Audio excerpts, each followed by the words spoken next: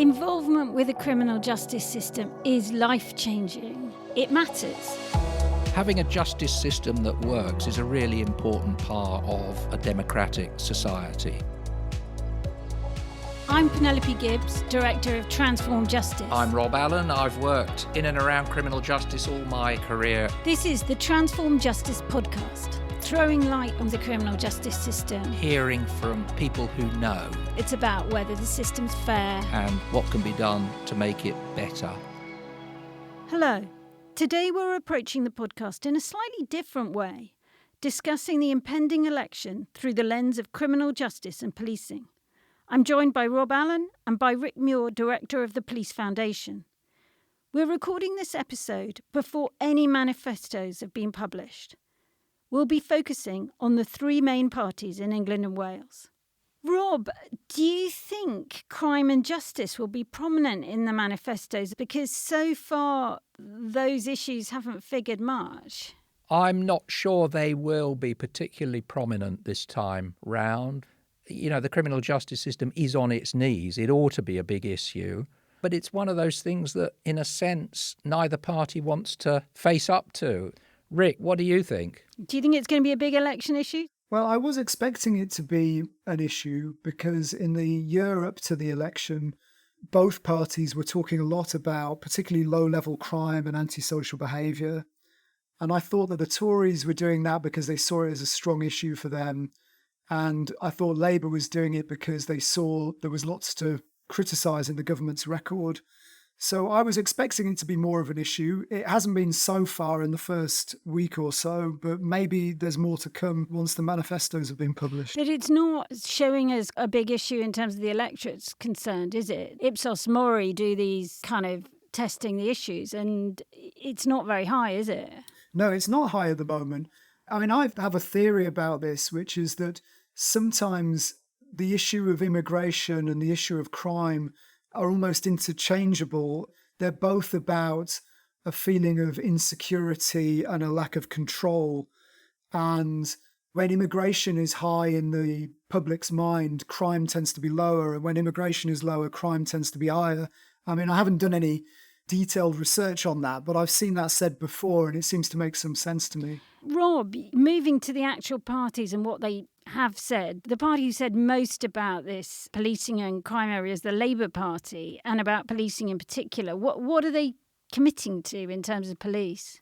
Well, I think their headline offer, if you like, is to recruit 13,000 new officers, not necessarily all warranted main police officers, some community support officers as well. But these are people who are going to be deployed in what's called neighbourhood policing. So named people allocated to work in particular locations and to be visible, to patrol, and hopefully that will bring some kind of benefits in terms of reducing crime, but also reassuring people that the police are on top of the crime problem.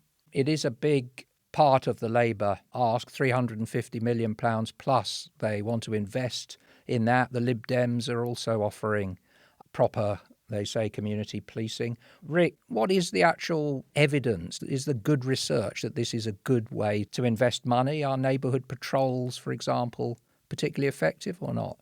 I think it depends on how it's done, and it depends what outcome you're trying to achieve. So I think on public reassurance and public confidence, there's reasonably good evidence that neighbourhood policing is important for delivering that. If you look at the crime survey for England and Wales, it shows that public confidence in the police deteriorated almost exactly at the same time as the number of neighbourhood police officers started deteriorating, and at the same time as the percentage of people saying they hadn't seen a local officer in their local street in the last week, that started deteriorating. And there seems to be a link between public confidence in the police and visibility. And of course, neighbourhood policing is a way of making policing more visible and connected in communities. Whether it reduces crime, I think, depends on how it's done. There is good evidence that two things might work in terms of crime reduction. One is hotspots policing, which is where you're focusing a lot of police officers in a high crime area. And that does generally seem to have a crime reduction effect. Not always, but in a lot of contexts, it seems to work. And then the other is problem-oriented policing, where there's a lot of evidence, particularly from America, that enabling the police to take a more preventative focus to crime can reduce crime. In other words, you're not just dealing with a single incident, you're looking at the problem that's lying behind the incident and trying to do something about that. And Rob, one of Labour's 6 key steps for change, we're definitely not allowed to call them pledges, is to crack down on antisocial behaviour. Is it the police are going to do that according to their plans? Well, I don't think we've seen enough detail to know. I'm nervous about this idea. I remember back in 97, the incoming Blair government was very fond of new orders to crack down on antisocial behaviour. The famous ASBOs, which were kind of seen as a weapon to deal with a problem, but I don't think really did satisfactorily. I think Labour this time are going to introduce something called a respect order, which perhaps will have a similar sort of role that ASBOs did in the past and their successors. But often, as Rick suggested when he was talking about problem-oriented policing, there are often significant problems underlying antisocial behaviour, and simply slapping effectively injunctions on people, orders telling them not to do certain things, is really scratching the surface. You know, one problem with antisocial behaviour as well is undoubtedly it's a problem in some communities, but the Home Office literally doesn't collect systematically any data whatsoever on antisocial behaviour incidents in different places. So we've got no way of tracking what has worked or even a basis for knowing what might work better in the future. Yeah, no, I think that's right. There is data on antisocial behaviour incidents that are reported to the police, but of course that doesn't really give you much of an indication of how much antisocial behaviour is actually going on, because people just might not report because they think no one will take it seriously, for example. There is data which shows the percentage of people who think antisocial behaviour is a serious problem in their community, and actually that data shows that people see it as less of a problem, that actually concern about antisocial behaviour peaked at around the time the Blair government was really focused on it. And actually since then, it's sort of deteriorated. And we don't know really why that is. Is it that antisocial behaviour is actually less, or is it that it's just less of an issue in the general political debate? I suspect there has been a decrease in some types of antisocial behaviour. So when you break down the data in the public opinion surveys, things like abandoned vehicles, that sort of stuff seems to have reduced quite a lot. Graffiti, littering, that seems to have reduced. The things that haven't reduced are a perception that there's a lot of drug dealing in public spaces, and also nuisance neighbours, people playing loud music, that kind of thing doesn't seem to have changed very much. So you can track a bit in the public opinion data, but you're right, the actual data on incidents is quite hard to make sense of, and it's not collected consistently or rigorously. I mean, one of the things that Labour are committing to as far as young people are concerned is creating what they call youth hubs, which they hope will somehow address antisocial behaviour by young people and also actually prevent and reduce more serious youth crime and violence. I don't know, Rick, whether you know what these hubs will actually look like in practice and what, if any, research or evidence or examples there are of this working in the real world. I mean, it's been described to me as Sure Start for teenagers. And I think what they mean by that is a multi-agency hub which will work in communities particularly focused on young people who are at risk and who are vulnerable either to becoming a victim of crime or getting involved in crime. And so it's a preventative intervention. Now, in theory, I think that's a good idea. If you can get good data on who are the young people who are most at risk in the community and then do some more intensive work with them in a preventative way, then I think that would be a good thing. But I don't know of an evidence base that's sitting behind this. I think it's more of an intuition or an instinct that we need to take a multi-agency approach to dealing with young people that are of a concern and where you want to intervene before things get out of hand. As ever, the devil would be in the detail, and I don't think there's a lot of detail yet on how these things will actually work in practice. I think part of the problem for not having the detail is because there isn't an evidence base. I think there's one kind of possible youth hub somewhere in London, and that's about it. And it always fascinates me with policy when, you get these things kind of put out there as a major policy proposal from Labour when actually there isn't an evidence base for it. Maybe I'm being nerdy about evidence base, but it seems to me that it would be better if we knew what worked first. I'm reminded of the youth offending teams, the multi-agency teams that were set up by the Blair government. There probably wasn't a huge amount of evidence for those, but actually those are one of the few surviving bits of service infrastructure, if you like, that are still going reasonably strong. And I sort of had in my mind that the youth hubs might be a bit of a rebranding of youth offending teams, extending their remit to doing more preventive work. They're called youth justice services these days, Rob. Oh, sorry, I'm showing my age here. But moving on to the criminal justice system itself, Penelope, one of the criticisms made of the current government by Labour and other opposition parties is that the proportion of crimes solved has really collapsed over the last 10, 15 years. Is that a fair criticism?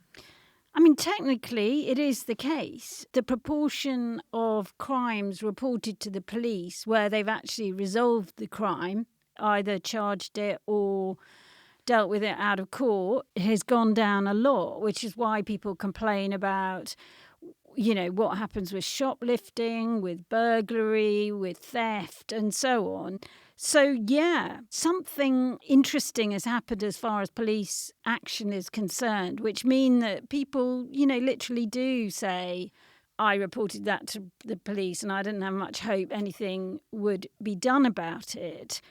My unease about Labour's talking about this is that they've focused entirely on what's called the charging rate and said, oh, isn't it terrible that the number of people prosecuted has gone down so much? And I can see that point with a lot of crimes, but actually what most victims want is their crime to be resolved. They're not that bothered in many cases whether that crime is prosecuted, which means it goes to court, or whether it's dealt with out of court. So I think Labour made a bit of a mistake there, and I hope that they will, in their manifesto, not emphasise increasing purely the charging rate that much, because the evidence is that crimes which are resolved out of court, actually the reoffending rate is much better.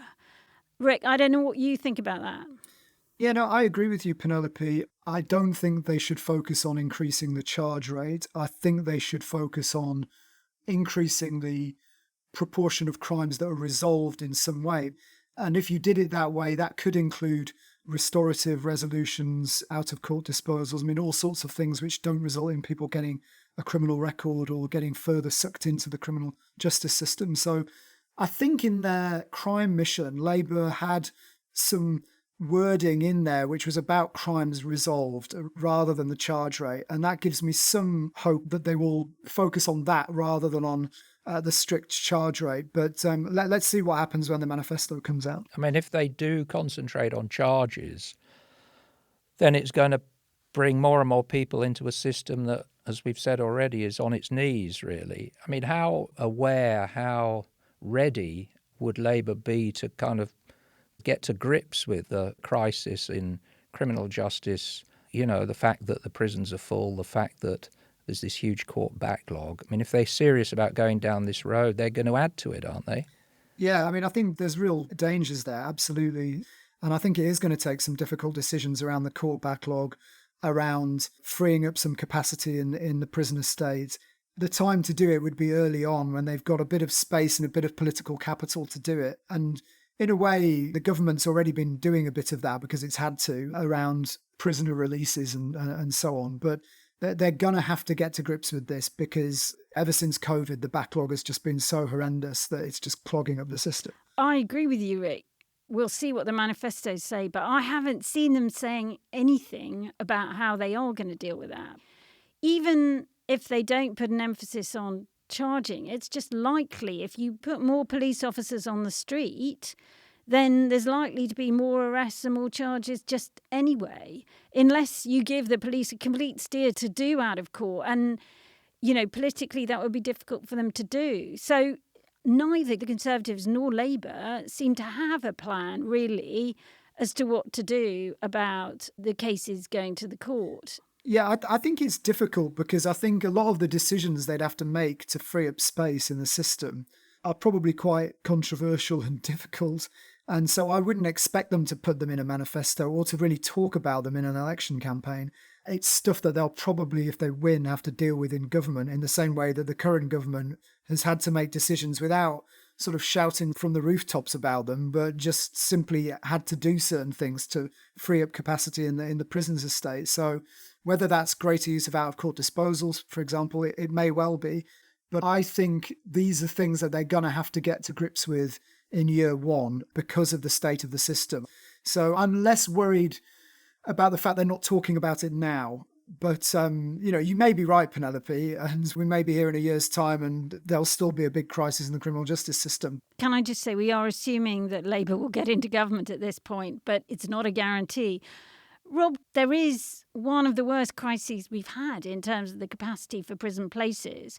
Have any ideas come forward about how to deal with that as part of this election process? Well, on the Labour side, there's a suggestion from the Labour front bench that they will build quicker somehow so that the existing plans to create more prison places will be magicked into existence more quickly by streamlining some planning. So basically they're going to get rid of local planning processes, i.e. the ability of local people to object? Well, that seems to be the gist of it, but I'm not sure that necessarily is going to go down terribly well. I mean, interestingly, former Home Secretary David Blunkett had an idea of, rather than build these big new prisons, to actually use the money to build a larger number of smaller places for remand prisoners. So for people who are waiting for trial, the numbers of those have gone up, and that's been the immediate cause of the crisis to some extent.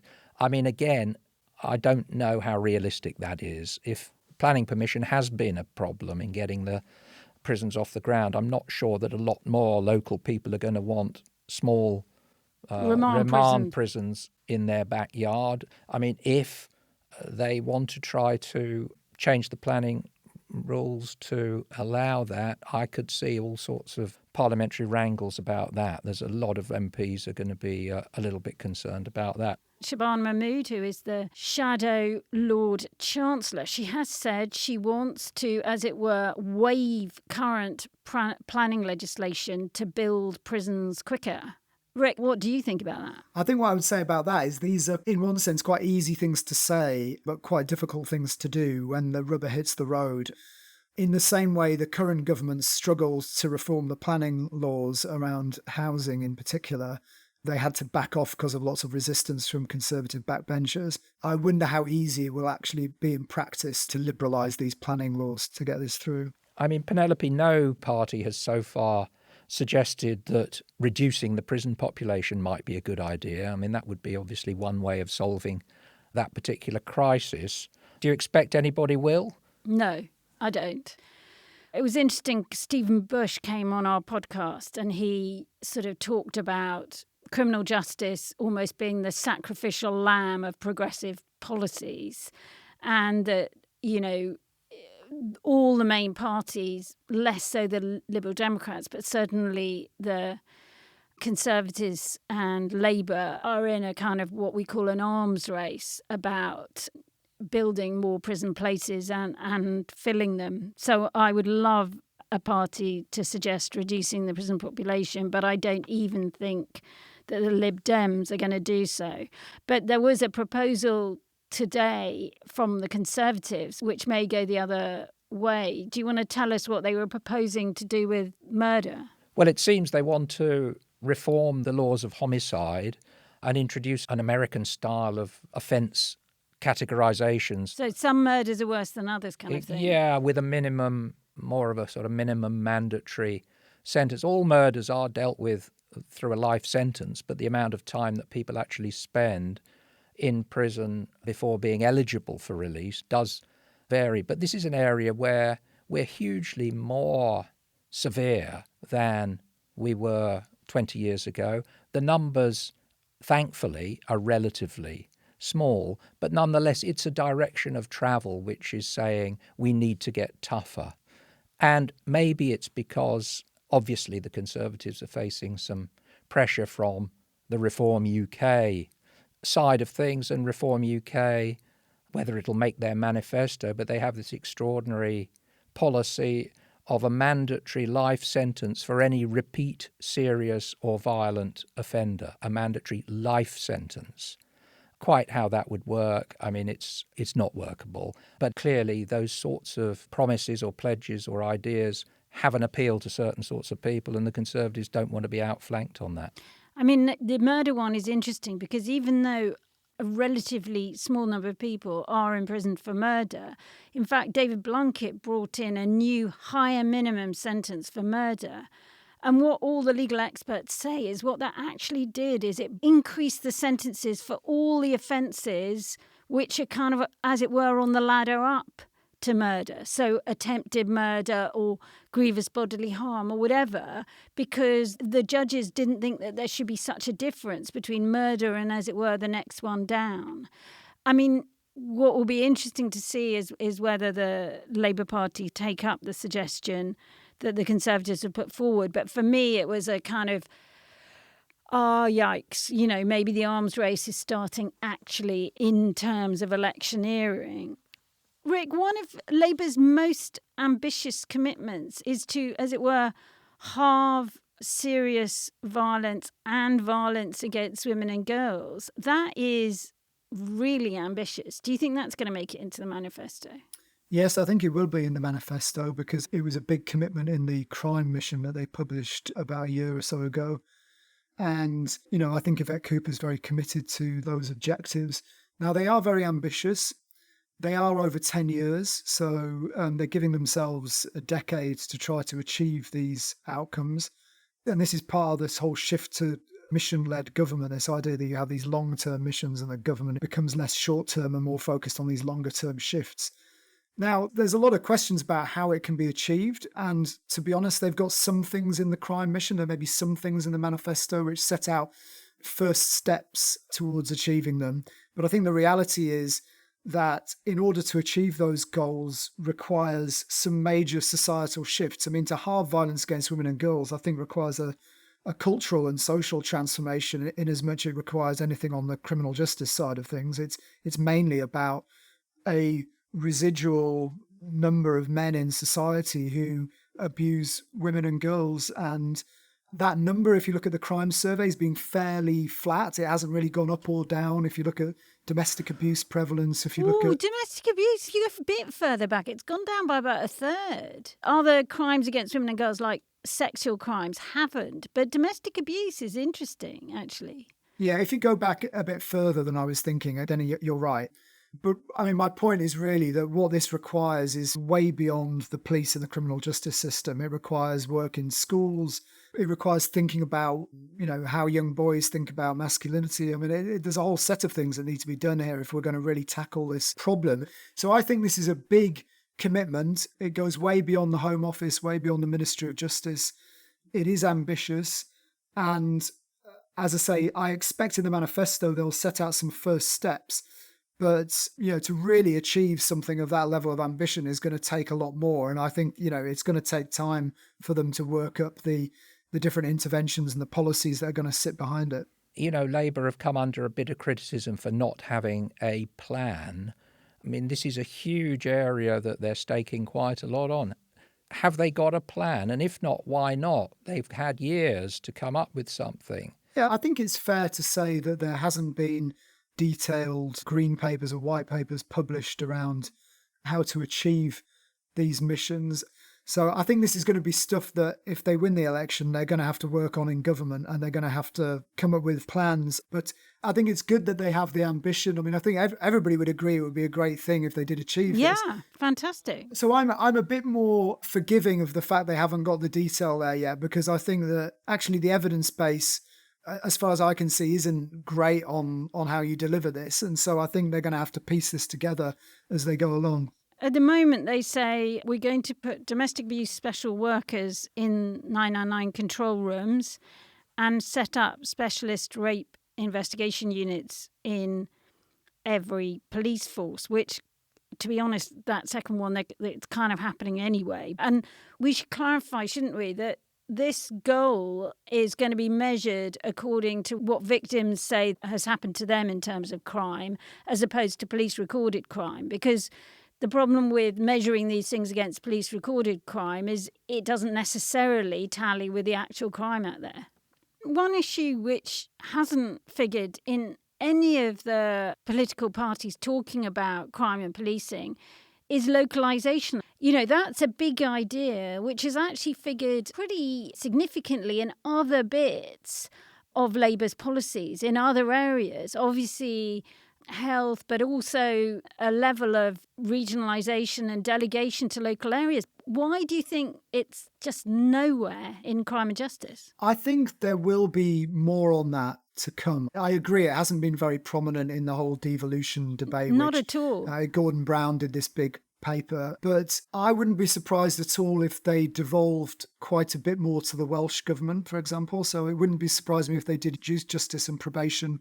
I'm not sure they'll do policing because I think the view is that's a bit more complicated. But also policing is one of the areas which is already a bit more localised. The ones which are centralised are the courts, probation, those are the big ones. Yeah, I think probation in the longer term would be on the agenda because from my conversations with Labour people, I think they buy the argument around localising probation. I think the nervousness is about the fact that probation's in such a terrible state at the moment that they don't want to do a big structural reform that just kind of almost distracts everybody and makes things worse maybe in the short term. Because I think there's loads of issues around the workforce that need to be addressed.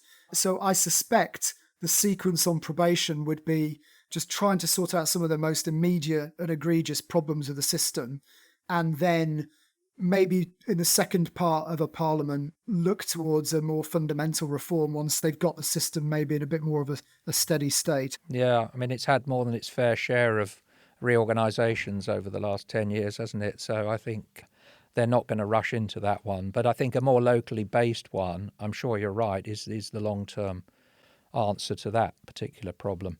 I think, sadly, we need to bring our discussion to a close. We could talk a lot more about all of this. And no doubt, once the manifestos come out, there'll be an opportunity for people to see in a little bit more detail.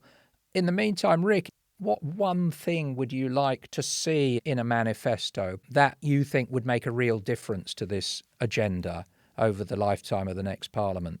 I would like to see more on police reform, actually. I do think our policing system is not set up to achieve what we want it to achieve. We have a lot of challenges around cross-border crime, but we don't have a strong enough national capabilities to deal with that kind of thing. I would like to see a commitment to a national police headquarters that provides a centre in the police service, a national platform for delivering a lot of the things that can only be done nationally. As someone who looks at policing quite closely, I think that's the big gap. We have a very weak centre in our police service, and I would like to see them committing to strengthening it so we can provide better infrastructure support to local policing, and so we can better deal with cross-border crime, things like cyber fraud, all of those things that require, I think, a more national approach. Rob, what about you? What measure would you most like to see in any of the manifestos? Well, I think long term, really, things have got to such a stage that I think some kind of detailed look, maybe chaired by a judge, a big exercise to look at what the criminal justice system needs going forward in terms of institutions, funding, training, personnel, the works. Now, people say royal commissions take minutes and waste years, and the action is needed more quickly.